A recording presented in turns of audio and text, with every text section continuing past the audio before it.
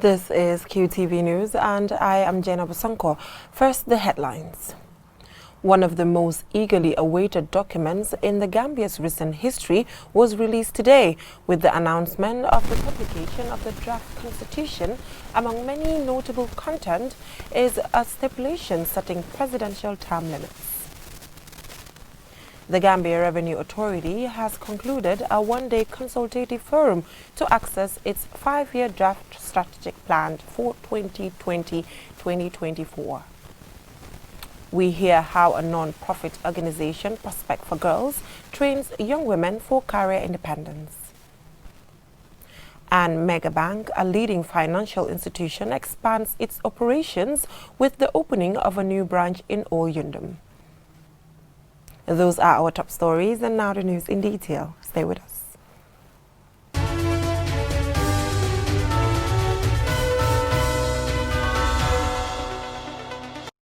The first draft of the eagerly awaited Gambian Constitution has been published by the Constitutional Review Commission on Friday. Among many notable contents in the draft, a president can only serve 2 terms. Aliou Cisse reports. In publishing the draft, Chairman of the Constitutional Review Commission, Justice Cheno Suleiman Jallo, thanked those who supported the Commission in this national process. He explains what some of the new elements in the draft are. The draft Constitution comprises 20 chapters. That is 3 chapters less than what is contained in the current Constitution. It has a total of 315 clauses. Election to the office of President is to be held 3 weeks before the end of the term of the incumbent president. And the winner of the election to the office of president assumes office on the day after the date of expiry of the incumbent president's term of office. All candidates for election to the office of president and National Assembly elections are required to declare their assets to the Anti-Corruption Commission at least 21 days before the elections. Amongst other required qualifications for election to the office of president, a candidate must hold a minimum of an undergraduate degree plus 5 years work experience after the date of attaining that degree, or hold a minimum of a senior secondary school certificate or its equivalent plus 12 years work experience after the date of attaining that certificate.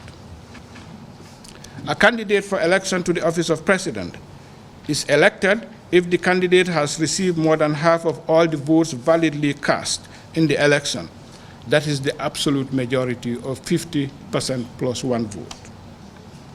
The president cannot hold office for more than 2 terms of 5 years each, whether or not the terms are consecutive. The president is to declare his or her assets within 3 months of assuming office and must similarly declare those of his or her spouse.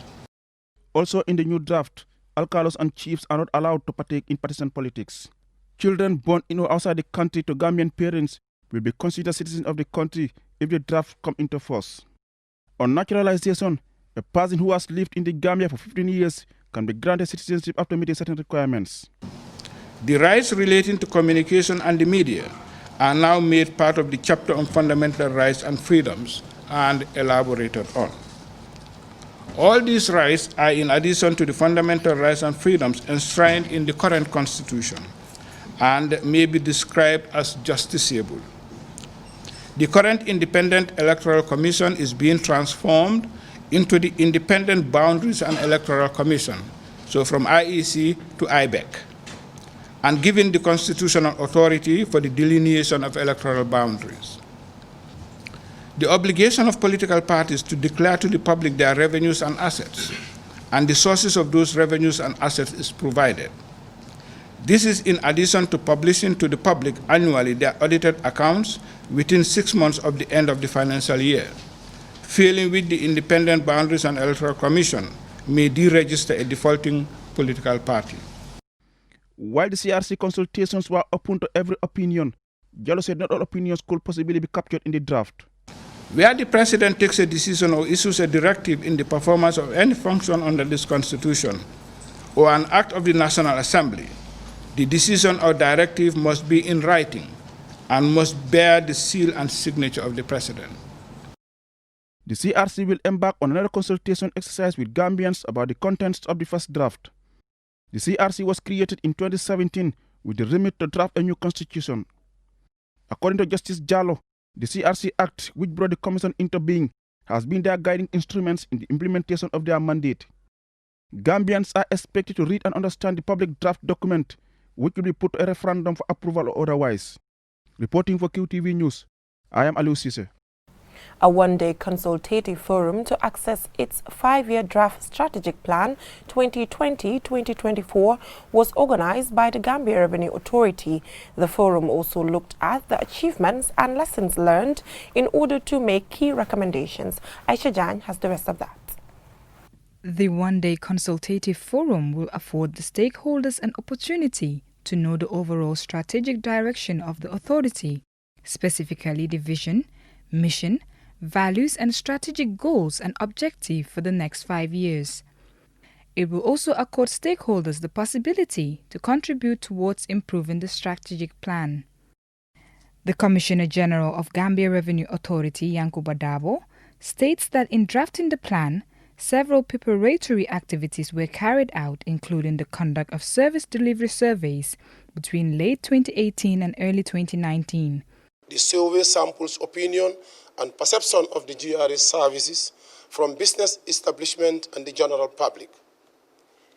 The survey specifically gained feedbacks on various aspects of GRA's services, including the modernization reforms, taxpayer education services, trade facilitation, payment of taxes and duties, use of the commercial banks for tax or other duty payments. He adds that an evaluation of the GRA's strategic plan for 2015 to 2019 was also carried out.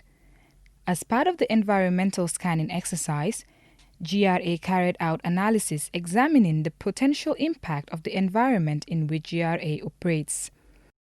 The Permanent Secretary, Ministry of Finance and Economic Affairs Motseka, giving a brief history of GRA's achievements, says the institution in 2007 overshot their target by $480 million, making a historic record of 0.2% GDP. The Ministry of Finance, as the line ministry of GRA, will continue to provide the usual support to GRA to ensure that it achieves the objectives and activities embodied in the draft plan. And the staffs of my ministry are also participants of this consultative workshop. The chairperson of the GRA board, Lucy Fay, urges stakeholders to contribute valuable input to further enrich the document, as it is essential for the successful delivery of the strategic plan. To other stakeholders here present, I want you to realize that we are in this together. GRA is your GRA, and GRA is the Gambia's GRA. Our contribution to the well-being of every Gambian and every person living or doing business in the Gambia cannot be overstated. Therefore, we value your input in the Strategic Plan 2020-2024. You must feel free to help the authorities serve the Gambia better. The draft strategic plan is the third of its kind. The strategic goals for the draft 2020 to 2024 aim to maximize revenue mobilization, optimize client service delivery for improved customer relation and corporate image, and strengthen oversight mechanisms, among many other aims. For QTV News, I am Aisha Jan. 40 young women on Friday graduated after successfully completing a skills training course in various local institutions. The training was organized by a non-profit organization, Prospect for Girls, and funded by the U.S. Embassy in Banjul. Ajibintu Drame was there, and she files in this report.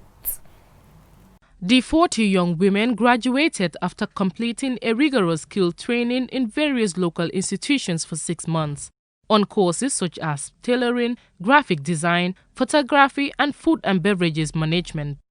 The objective of the training is to empower young girls and women to be independent by learning a lifetime skill and to add their quota towards national development. The training is also intended to educate young girls and women regarding non-communicable disease and to empower women to be independent and give them the solid grounding to build a professional career in their field of interest. Fatoumata Kasama of the Prospect for Girls Program Management encouraged graduates to support each other and give back to society, especially the less privileged. She extends her gratitude to partners, especially the U.S. Embassy in Banjul, for funding the project. Kujeka, Prospect for Girls coordinator, says she is extremely proud of the graduates. She told the graduates that the journey does not stop here and that they should forge ahead to take full advantage of the skills they have acquired. Acquiring a skill as a young woman provides you with several opportunities.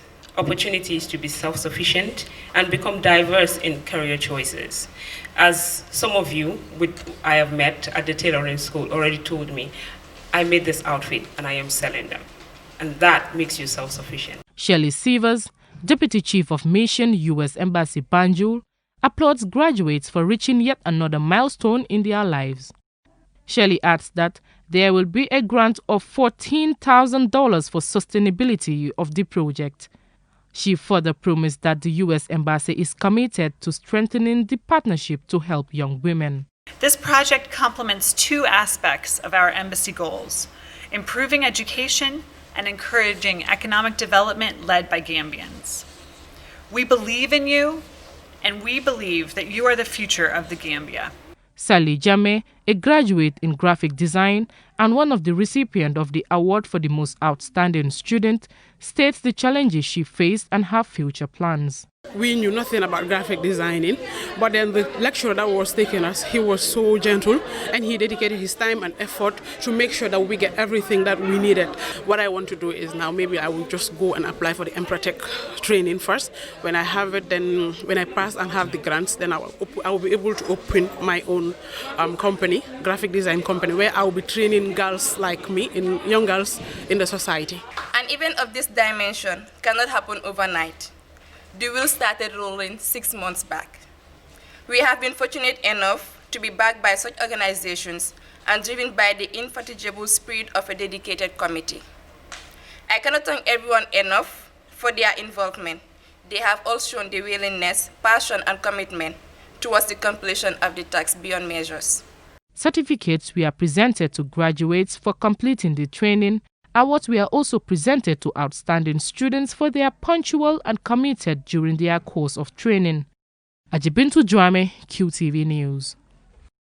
Well, congratulations to the graduates. Megabank, a leading financial services institution in the Gambia, on Thursday opens a new outlet at Sinthiou Alhaji in Old Yundum. Lamin Dabo was there at the inauguration and he files in this report. The new branch is located at Sinthiou Alhaji, adjacent to Techwall petrol station. As an emerging pace setter for quality banking performance, Megabank's customer base is increasing across the country. The opening of the new branch is expected to create a convenient and efficient banking service to its clients within Old Yundum and the surrounding communities. Alhaji Saliu Sise, the Alcalo of Sinthiou Alhaji, expressed his delight and says that the new branch is an opportunity for people to put their money in a safer place to avoid preventable losses.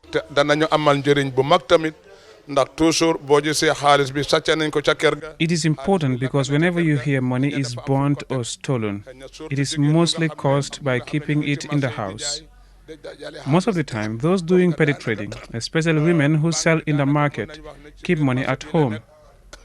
But now that the bank is close to us, my advice to all the residents is to open an account to save money for safety and security. The head of the new branch at Sinthiou Alhaji, Salisar Sise, explains the various services they offer, which are all geared towards customer satisfaction.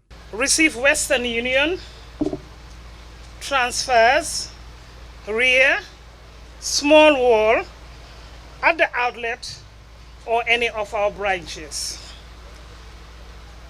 With our Megabank mobile app, our customers enjoy banking on their mobile phones or computers, and at the touch of a finger can pay bills, transfer funds within and to other banks, buy cash power, view activities on their account, and many other benefits. Buba Sanyang, the general manager and head of finance, explains the current status of Megabank in the country's banking sector.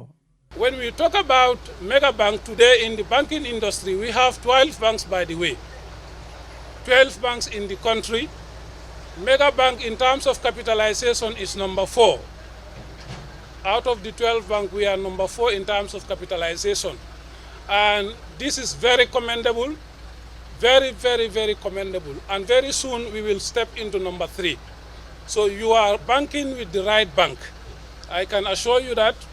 And we have already been told where our branches and outlets are, but I have noticed that our airport outlet was left out. Now, in case you are traveling, we can also inform you that we have an outlet at the airport.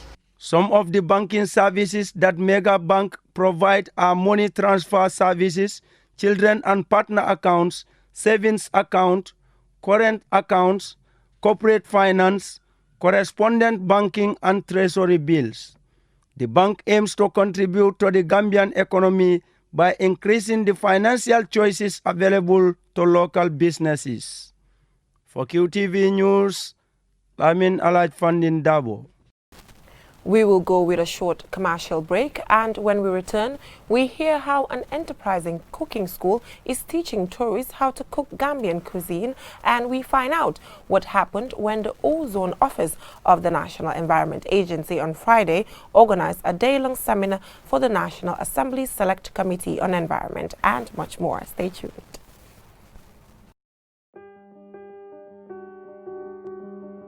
With so many things to do in a single day, it's important to have a network you can trust. When there's family and friends to connect with and business calls to make, you need a network that is reliable and fast. Talk longer, browse faster, go farther, and roam wider. When your network is solid, the world is your oyster. QCell, your trusted network in the Gambia.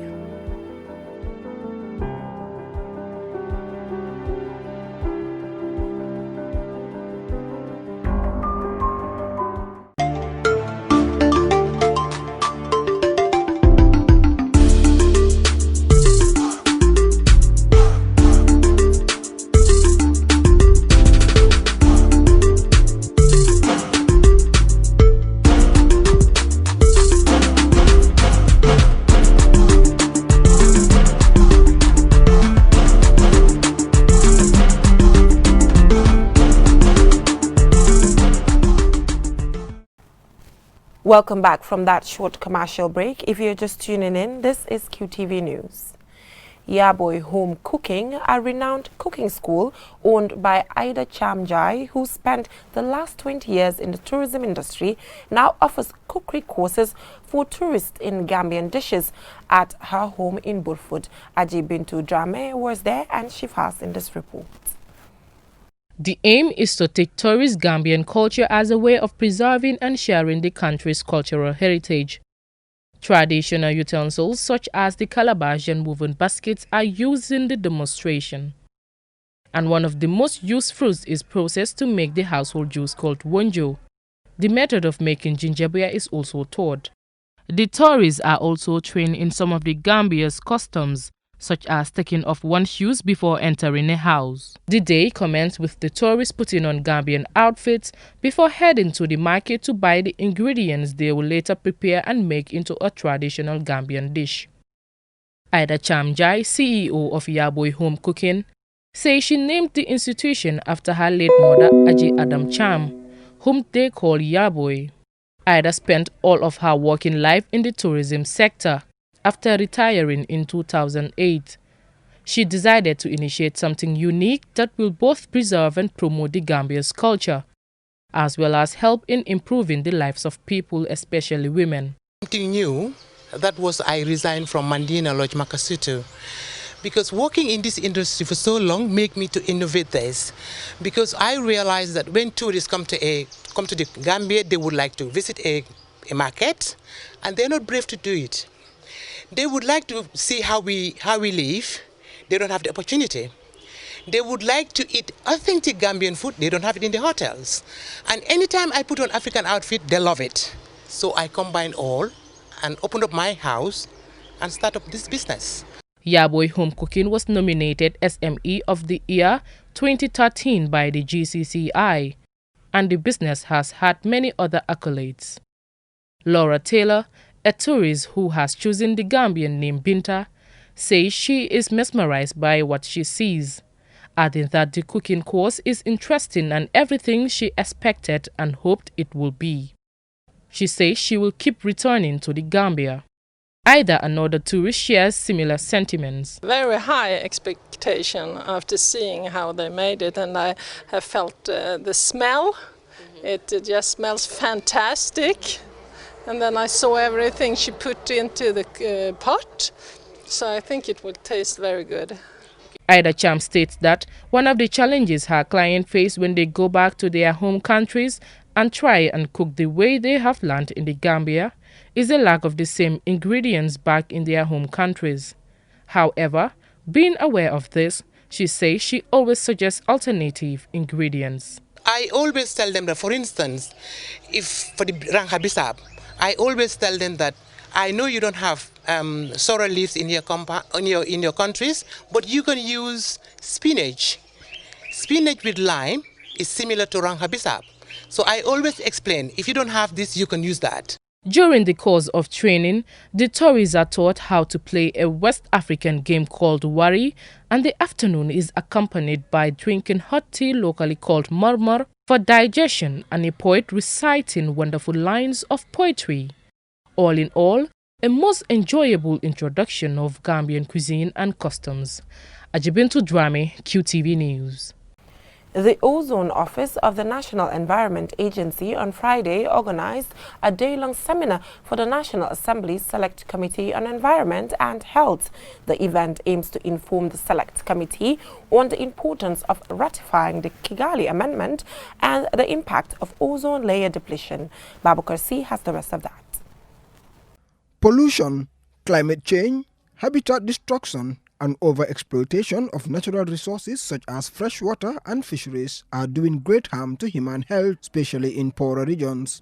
Against this background, UNIDO is supporting countries in their environmental management efforts, including the implementation of multilateral environmental agreements and the provisions of sustainable energy. The bringing together of the National Assembly members by the NEA is to remind them and refresh their minds on the Kigali Amendment on the importance of protecting the ozone layer. Speaking on behalf of the Executive Director of the National Environment Agency, Deputy Executive Director Dr. Dauda Baji said protecting the environment should be everybody's business. Protecting the environment should be viewed as everybody's business, since the repercussions does not know the polluter and the non-polluters. So whatever we do, we have to put that one in our mind that when problems comes, they never know, oh, Honorable Diva is the one who put the thing in the air. All of us are affected. Seni Toure, chairman of the Environment Select Committee of the National Assembly, said we either take care of the environment or the environment take care of us. Mr. Chair, the Committees of Environment and Health will not spare efforts in preserving our environment. Whether we know it or not, there is no two-way when it comes to environmental preservation. We either take care of the environment or the environment will take care of us. So the choice is ours. The Minister of Environment, Climate Change and Natural Resources, Lamin Diba, said the reason for gathering together National Assembly members is to seek support from them to ratify the Kigali Protocol, which, according to him, the Cabinet has already been endorsed. As members, we need rigorous legislations which is your domain. You do the legislation, but we also need enforcement. That is why the NEA is here to enforce the laws that you already enact. So it is important for us to work together so that we can get the maximum out of what we do. As lawmakers, I want to inform you that I have already presented this to the cabinet and last week, and cabinet has given its blessing to this Kigali amendment. Is already approved by the cabinet, but we have to, by procedure and for the legal department of the Ozone Secretariat to accept this, it must be endorsed by the National Assembly. More than 170 countries have agreed to amend the Kigali Protocol, which aims for the phase down of hydrofluorocarbons by cutting their production and consumption. The goal is to achieve over 80% reduction in HFC consumption by 2047. The impact of the amendment will avoid up to 0.5 degrees Celsius increase in global temperature by the end of the century. Babu Karsi, QTV News. Before we end this news bulletin, let's recap our main headlines. One of the most eagerly awaited documents in the Gambia's recent history was released today with the announcement of the publication of the draft constitution. Among many notable content is a stipulation setting presidential term limits.